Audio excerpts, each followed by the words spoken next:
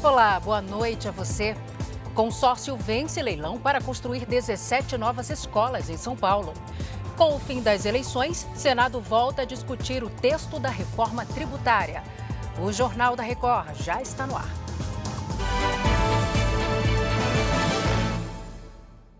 Oferecimento: Crédito Bradesco. Dinheiro na hora em 3 cliques pelo app. A Polícia Federal enviou ao Supremo Tribunal Federal um relatório afirmando que a Secretaria de Segurança Pública de Brasília falhou no enfrentamento aos atos antidemocráticos de 8 de janeiro do ano passado. Vamos a Brasília conversar com a Ariane Bittencourt sobre este assunto. Boa noite, Ariane. Quais foram as falhas apontadas? Boa noite, Salsi. Segundo a Polícia Federal, as falhas se deram especialmente pela ausência inesperada do então secretário de Segurança Pública, Anderson Torres, que tinha acabado de assumir o cargo, mas estava em viagem de férias aos Estados Unidos. Ainda conforme a corporação, os erros contribuíram diretamente para a ineficiência da resposta das forças de segurança. As constatações estão em um pedido de manifestação enviado pelo ministro Alexandre de Moraes. Agora, a Procuradoria-Geral da República pode pedir mais investigações, arquivar o caso ou apresentar uma denúncia. A defesa de Anderson Torres alega que ainda não teve acesso ao relatório da polícia. Afirma ainda que ele cumpriu seu papel enquanto secretário de Estado. Salsi. Obrigada, Ariane. Com o fim das eleições municipais, senadores e deputados voltam a analisar a regulamentação da reforma tributária. No Senado, o relatório do grupo de trabalho foi entregue nesta terça-feira. Foram 21 audiências públicas com cerca de 500 representantes de diversos setores, até que o relator do grupo da reforma tributária apresentasse na Comissão de Assuntos Econômicos do Senado um relatório final de 400 páginas. Fizemos mais de 80 sugestões de emendas acatadas, que devem ser acatadas, todas elas assim com a justificativa muito didática, muito óbvia até, para corrigir o texto, né? Então a gente espera, primeiro, que seja votado aqui, não sendo votado, que seja acatado todas essas sugestões do grupo de trabalho. O texto agora está com o senador Eduardo Braga, do MDB do Amazonas, relator do tema na Comissão de Constituição e Justiça do Senado. Necessariamente não será antes do fim de novembro. Eu não tenho fisicamente como fazê-lo. É impossível eu analisar 1.600 emendas em uma semana. O presidente Rodrigo estabelece uma meta ousada e nós estamos correndo atrás para conseguir cumprir a meta que o presidente está colocando. A CCJ fez mais uma audiência pública sobre a reforma tributária. Participaram das discussões o secretário extraordinário da reforma tributária, Bernard Api, e o secretário executivo do Ministério da Fazenda, Dario Durigan. É difícil discutir tributação no Brasil porque várias injustiças, várias distorções ficam acobertadas pela tecnicidade. Toda a discussão no Senado é sobre a primeira parte da regulamentação da reforma tributária, aprovada no primeiro semestre pelos deputados. Como deve ser alterado pelos senadores, o projeto volta para a Câmara. Os deputados ainda analisam os destaques ao primeiro texto e o segundo projeto da regulamentação, que cria o Comitê Gestor dos Novos Impostos, responsável por fazer a distribuição dos valores arrecadados para estados e municípios. A partir da semana que vem, o Pix poderá ser feito também por aproximação. O anúncio foi feito pelo presidente do Banco Central, Roberto Campos Neto, em Londres, na Inglaterra. Roberto Campos Neto participa de uma conferência que reúne na Inglaterra políticos, autoridades e investidores brasileiros e britânicos. No encontro, o presidente do Banco Central destacou que o Brasil faz 240 milhões de operações diárias via Pix e que a partir da semana que vem o serviço vai ficar ainda mais ágil. A gente vai lançar o pagamento por aproximação do Pix. Você só encosta o celular e você paga. Você vai começar a poder fazer isso com o Pix a partir da semana que vem. O presidente do Senado, Rodrigo Pacheco, também participou do evento. Ele destacou a importância do Brasil efetivar a reforma tributária. Rodrigo Pacheco também falou em acabar com a reeleição para prefeitos, governadores e presidentes. A proposta entraria em vigor a partir de 2030, portanto, não compromete as próximas eleições presidenciais. Pacheco explicou que os mandatos seriam prolongados e deixou claro que ele defende o projeto. Eu acho que se projetar, garantindo o direito daqueles que já estão, se projetar para o futuro, mandatos de 5 anos sem reeleição, eu considero que é algo positivo para o Brasil e é algo que o Senado Federal tem uma tendência a fazer. E óbvio que eu vou discutir com os meus pares acerca desse tema, mas pode ser um aprimoramento constitucional relevante para o nosso país. O ministro Gilmar Mendes, do Supremo Tribunal Federal, liberou para o julgamento dos demais ministros 2 pedidos de soltura de Robinho. A análise do caso vai ocorrer em plenário virtual entre os dias 15 e 26 de novembro. O ex-jogador está preso desde março após ter sido condenado por estupro pela Justiça da Itália. A defesa do ex-atleta contesta o cumprimento da pena de 9 anos em território brasileiro. Começa nesta quarta-feira, no Rio de Janeiro, o julgamento dos ex-policiais militares Rony Lessa e Elcio de Queiroz. Eles são acusados de matar a vereadora Marielle Franco e o motorista Anderson Gomes. Vamos falar agora com Leonardo Ack. Oi, Léo, boa noite. Como vai ser a dinâmica desse julgamento? Oi, Celso, boa noite para você, boa noite a todos. Olha, o julgamento está previsto para começar às 9 horas da manhã. O Ministério Público pretende ouvir 7 testemunhas. Entre elas, a única sobrevivente do atentado, a jornalista Fernanda Chaves, que estava no carro com Marielle Franco e Anderson Gomes. A promotoria vai pedir pena de 84 anos de prisão para os 2 réus que vão a júri popular. Os ex-policiais militares Rony Lessa e Elcio de Queiroz foram denunciados por duplo homicídio triplamente qualificado e pela receptação do carro usado no crime em 2018. Como estão presos em outros estados, eles serão ouvidos por videoconferência. Agora, segundo Lessa, o crime foi planejado pelos irmãos Chiquinho e Domingos Brazão, que negam as acusações. O tribunal do júri será formado por 21 pessoas comuns que serão sorteadas na hora. Salce. Tá certo, Léo. Obrigada pelos detalhes. A Polícia Civil já identificou parte dos torcedores do Palmeiras que atacaram cruzeirenses em São Paulo no fim de semana. Marcos soube do ataque na manhã de domingo em Belo Horizonte e reconheceu o irmão mais novo, Max, nas imagens da emboscada da torcida Mancha Alviverde do Palmeiras contra a Máfia Azul, organizada do Cruzeiro. Simplesmente jogaram aqueles pregos para furar o pneu dos ônibus, que conseguiram. E na hora que eles viram que o ônibus parou e perdeu o controle e parou, parece que foi um efeito formiguinha, cada um já veio determinado a fazer uma coisa. Max tem 28 anos e aparece nestas fotos no meio da torcida. Os cruzeirenses estavam em 2 ônibus que foram interceptados na rodovia Fernão Dias, em Mairiporã, na Grande São Paulo. O grupo voltava de um jogo em Curitiba. Um integrante da Máfia Azul, José Vitor Miranda, de 30 anos, morreu. Outros 17 torcedores ficaram feridos, pelo menos 7 deles com traumatismo craniano. O Max, assim como os outros feridos durante o ataque, foi atendido inicialmente em Mairiporã, mas como o estado dele era grave, foi transferido aqui para este hospital em Franco da Rocha, na região metropolitana de São Paulo. Segundo o irmão, Max está na UTI, entubado e em coma induzido. Está com queimadura, né, com 20% de queimadura de 2º grau. No crânio tem três trincas pequenas. Marcos confirma que o irmão faz parte da Máfia Azul, mas que viaja apenas porque gosta do time e que não se envolve em brigas. Independente de qual torcida seja, não existe você botar fogo no ônibus para queimar pessoas vivas porque você não gosta da pessoa, porque a pessoa é sua arquirrival. Ninguém foi preso até o momento, mas hoje a Secretaria da Segurança Pública informou que a delegacia que investiga o caso já identificou parte dos envolvidos, apesar de muitos estarem com o rosto coberto, e que vai pedir a prisão deles. E o corpo do torcedor do Cruzeiro, que morreu vítima de espancamento e queimaduras, foi enterrado nesta terça-feira em Minas Gerais.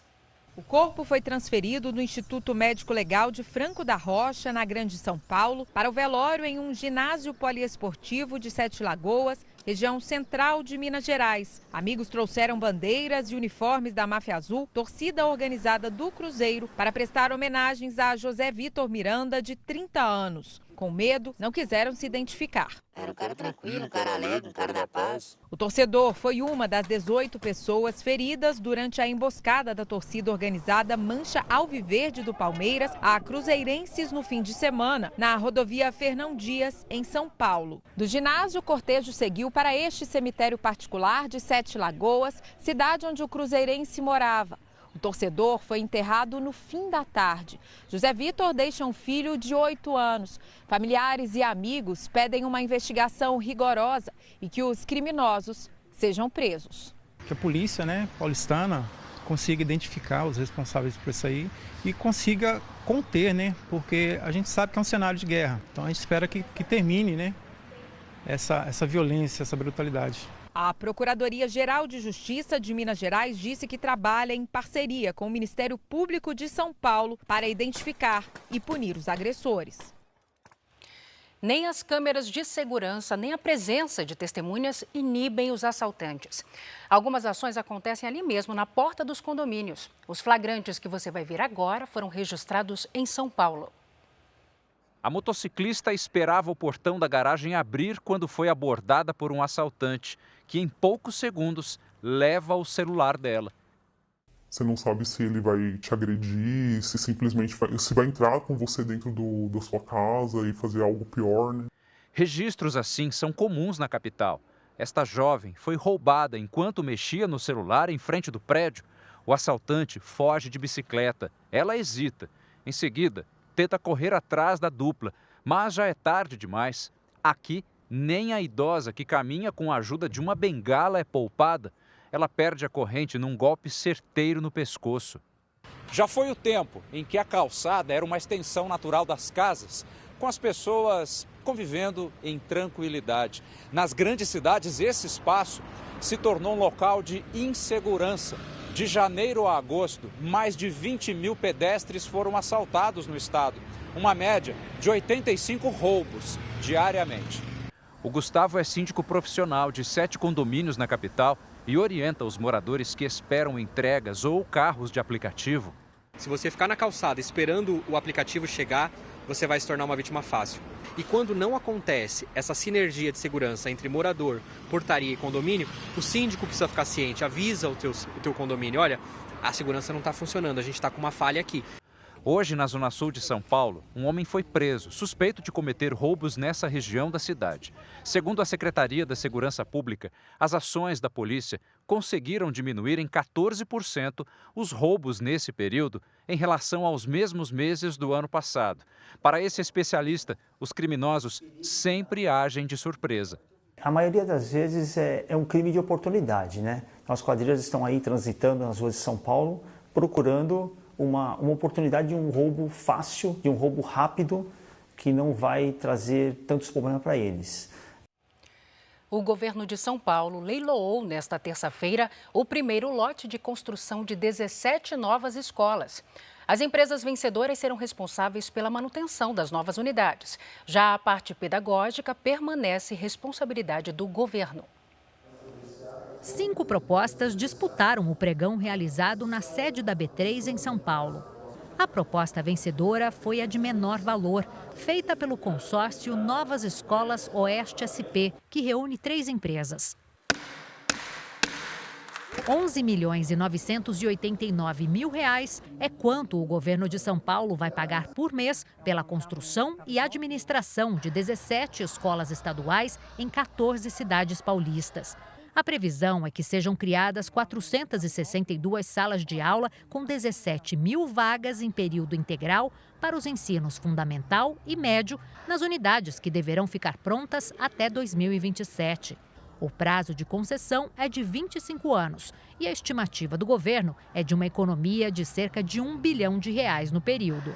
O leilão desta terça-feira é o primeiro de um projeto do governo de São Paulo que prevê, por meio de parceria público-privada, a construção e manutenção de 33 escolas estaduais em 29 municípios. A gestão pedagógica, a aprendizagem, o cuidado com os alunos, o que se ensina, como se ensina, tudo é o Estado que faz. A parceria com as entidades privadas são para a manutenção das escolas.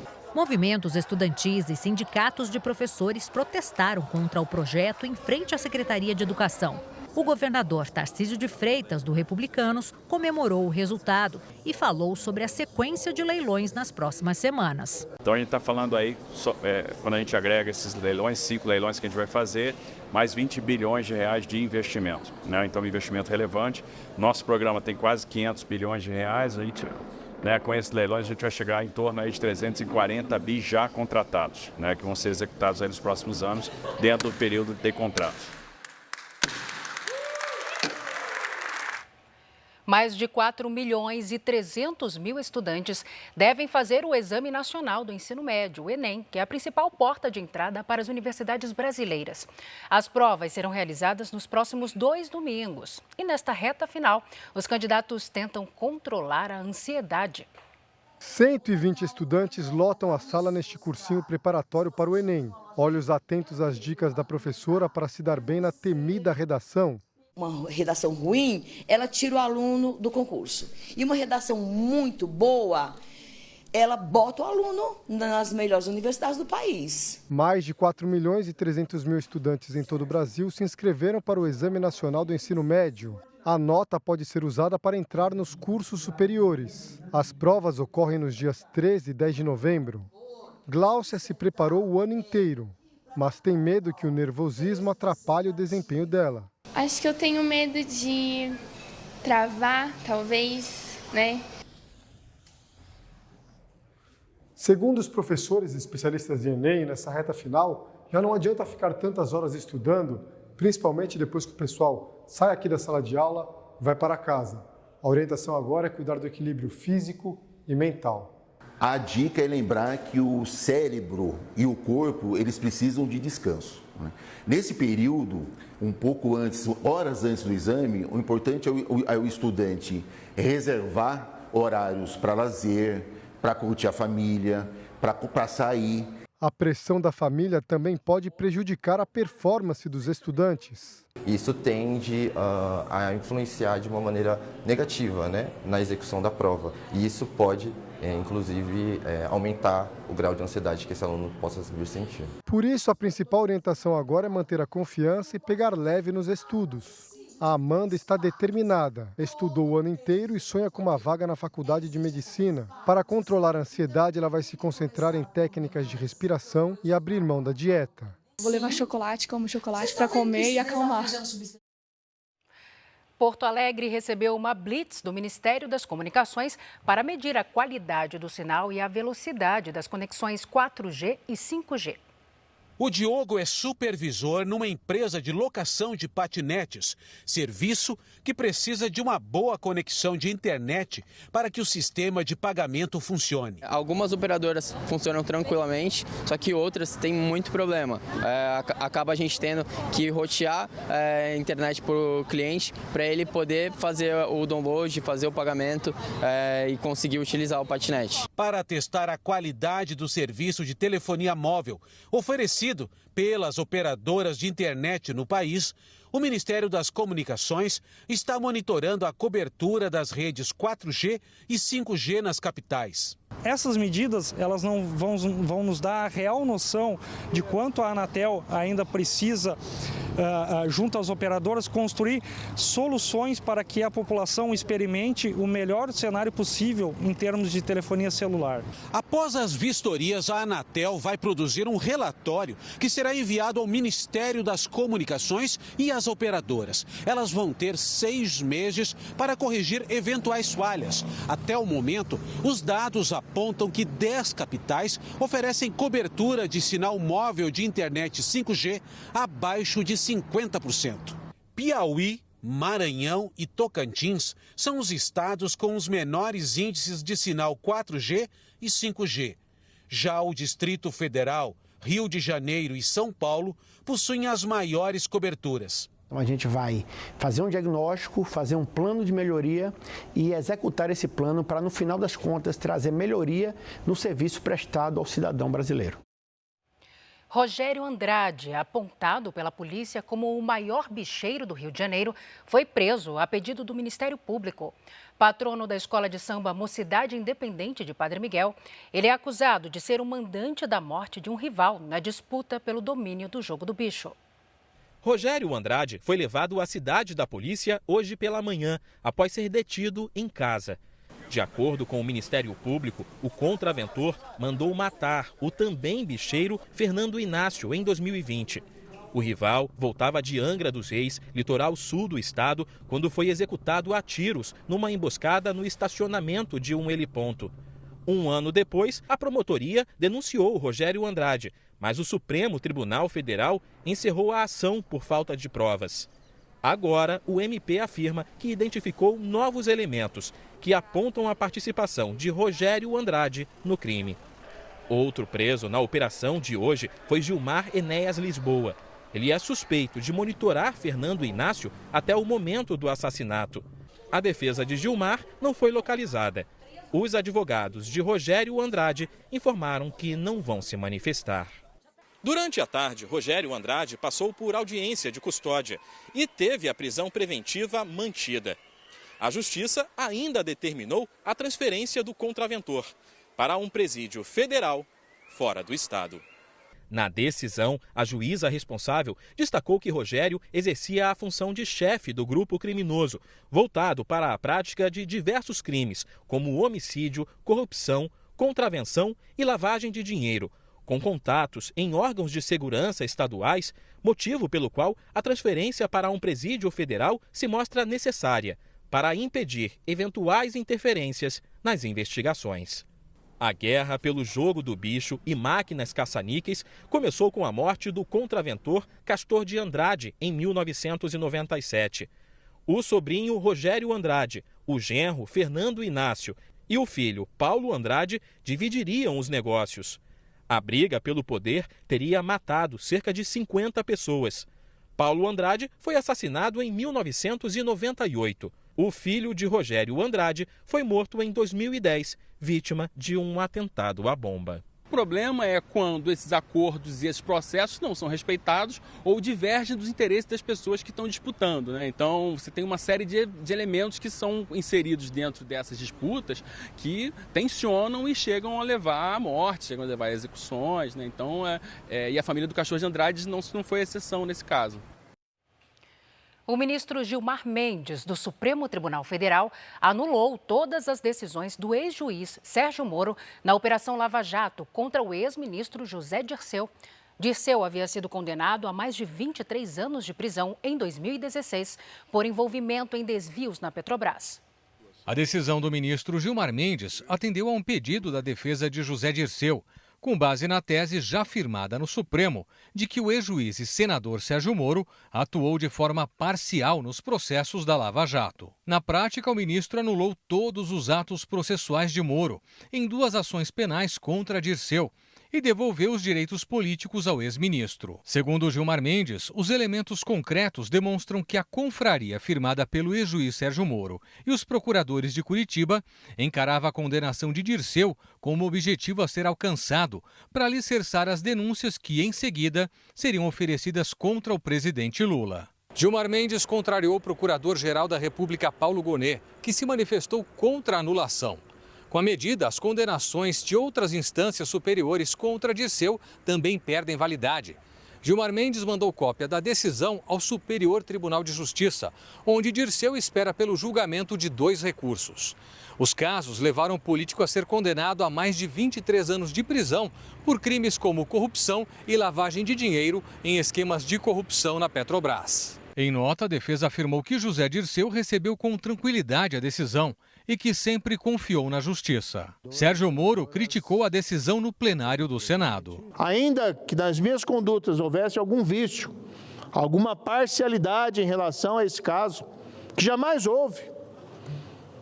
São fatos objetivos, reconhecidos em uma sentença, fatos, provas e lei. Essa sentença havia sido mantida pelo Tribunal da 4ª Região, pelo STJ. Nós vamos acreditar que todos estavam envolvidos, então, em uma gigantesca conspiração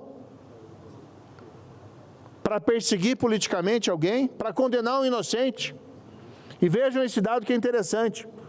Até hoje eu não vi nenhuma condenação da Operação Lava Jato ser reformada ou anulada com o argumento de que o condenado era inocente. O presidente da Câmara, Arthur Lira, anunciou apoio à candidatura do deputado Hugo Mota, do Republicanos, à presidência da Casa. Ao lado de todos os deputados do partido, o presidente nacional do Republicanos, deputado Marcos Pereira, anunciou oficialmente Hugo Mota como candidato à presidência da Câmara. A bancada de deputados do Republicanos tem a certeza de que seu líder reúne todas as condições para conduzir a presidência da Casa em defesa da atuação parlamentar e do diálogo harmônico e permanente entre os demais poderes. Hugo Mota é o atual líder do Republicanos na Câmara e é o primeiro a anunciar a candidatura de forma oficial. O deputado se consolidou como o principal nome na corrida para assumir a presidência da Câmara depois que o deputado Marcos Pereira abriu mão da candidatura em favor de um nome de consenso. O gesto do presidente Marcos Pereira de colocar o nosso nome nessa disputa, fiador principal dessa construção, a quem aqui agradeço. Faço questão de fazer isso de público para que todo o Brasil saiba da grandeza que o presidente do nosso partido tem. Há espírito público e disposição para poder unir os diferentes, convergirmos em nome de um ambiente pacífico para que a Câmara possa, acima de tudo, ter a maturidade para discutir os temas que são difíceis de um Brasil radicalizado politicamente que temos hoje. Mota já conta com um apoio fundamental na disputa, o de Arthur Lira, atual presidente da Câmara, que reuniu líderes de vários partidos para anunciar a decisão. Depois de muito conversar e, sobretudo, de ouvir, estou convicto de que o candidato com maiores condições políticas de construir convergências no parlamento é o deputado Hugo Mota. Nome que demonstrou capacidade de aliar polos aparentemente antagônicos com diálogo, leveza e altivez. Os deputados Antônio Brito, do PSD, e Elmar Nascimento, do União, devem oficializar as candidaturas à presidência da Câmara nos próximos dias. Agora o futebol. O Atlético Mineiro empatou com o River Plate por 0-0 na Argentina e está na final da Libertadores.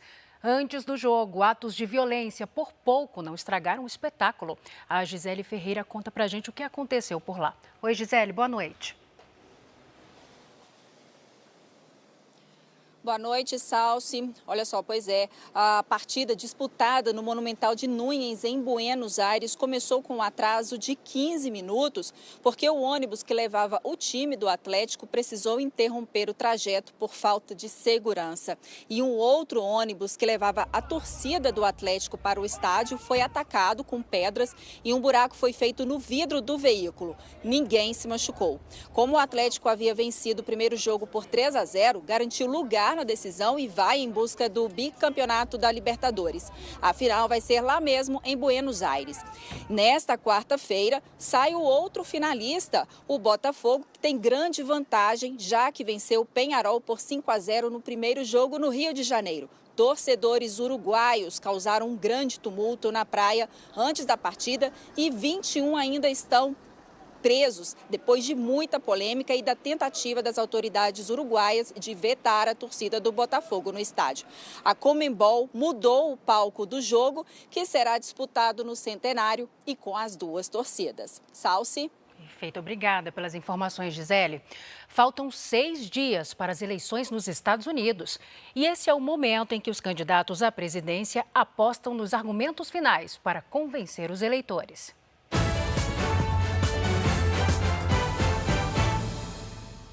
A democrata Kamala Harris optou por discursar no mesmo local onde Donald Trump falou no dia 6 de janeiro de 2021.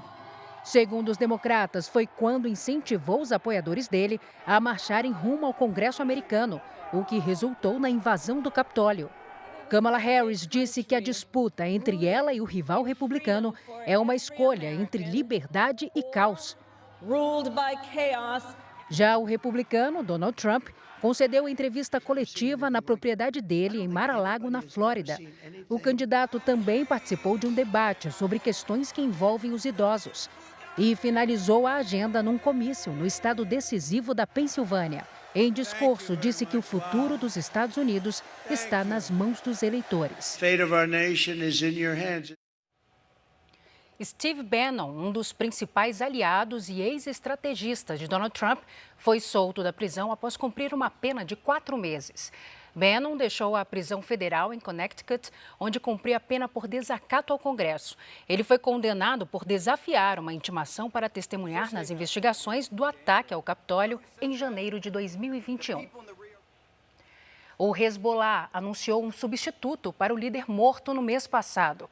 Em Israel, um jovem morreu em um novo ataque do grupo terrorista nesta terça-feira. Pelo menos 60 foguetes foram lançados pelo Hezbollah contra o norte de Israel. Um dos artefatos atingiu uma cidade a menos de 10 quilômetros da fronteira. Um homem de 24 anos morreu no ataque. Parente da vítima, Fatih, diz que a família tem medo de viver na região. Dormimos nos abrigos. Isso assusta as crianças. Elas não conseguem ficar em casa, diz. No Líbano, um ataque atribuído ao Hezbollah atingiu uma base da Força de Paz das Nações Unidas. O Hezbollah anunciou hoje o Sheikh Naim Qassem como novo secretário-geral do grupo terrorista. O libanês foi escolhido como sucessor de Hassan Nasrallah, morto no final de setembro em um ataque aéreo de Israel no subúrbio de Beirute. O ministro israelense da Defesa, Yoav Gallant, disse que o novo líder do Hezbollah não vai durar muito tempo. Na faixa de Gaza, um ataque matou pelo menos 93 pessoas, segundo o Ministério da Saúde, controlado pelos terroristas do Hamas. O bombardeio atingiu uma área residencial que abrigava civis na cidade de Beit Lahia, no norte do território palestino. As forças de defesa de Israel investigam o caso. Pela primeira vez em 130 anos, o Monte Fuji está sem neve no final de outubro. O maior símbolo japonês sofre as consequências das mudanças climáticas. O Monte Fuji fica coberto de neve a maior parte do ano, com exceção dos meses de julho, agosto e setembro. É nesse período que os alpinistas aproveitam para fazer trilhas e escaladas. O cume fica a 3.776 metros acima do nível do mar. Uma paisagem deslumbrante que este ano acende um alerta. Já estamos no final de outubro e não há sinal de neve. Os primeiros flocos deveriam ter caído no começo do mês, mas até agora nada. O atraso, segundo os meteorologistas japoneses, se deve às mudanças climáticas. O verão deste ano por aqui foi o mais quente desde o início dos registros em 1898 e igualou outro recorde, o de 2023. As altas temperaturas impedem o avanço do ar frio e prolongam o calor. E por causa do calor, tempestades violentas e repentinas são cada vez mais comuns no Japão. Tóquio já se prepara para o pior. Construiu túneis gigantescos de concreto projetados para reter grandes volumes de chuva. A Ásia foi a região mais afetada por desastres climáticos no ano passado, segundo a Organização Meteorológica Mundial. De acordo com o professor Seita Emori, especialista em meio ambiente, a previsão é de chuvas nunca vistas que vão chegar à medida que a temperatura subir. Sinais dos impactos das mudanças climáticas em todo o mundo e um alerta para a urgência das medidas de proteção ao planeta. E este foi o Jornal da Record. Ouça essa e as outras edições dos boletins JR 24 horas, também nas plataformas de áudio. Você fica agora com Fala Que Eu Te Escuto. Boa noite para você, cuide-se. Tchau.